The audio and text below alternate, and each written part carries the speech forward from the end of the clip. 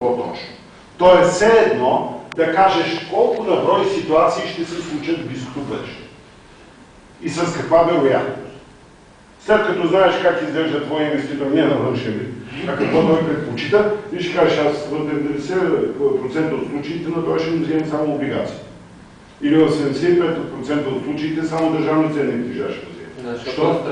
Защото е страхлив, примерно, не иска да поеме такъв риск. А примерно в някоя офшорка възникне някоя, както беше с компютърните компании преди 10 години, като че ли беше това нещо, и после се сринаха. Такова кипеше просто и вреше на капиталовия пазар да се купат акции на такива компании, IT компании. Защото се считаше, че това е бъдеще.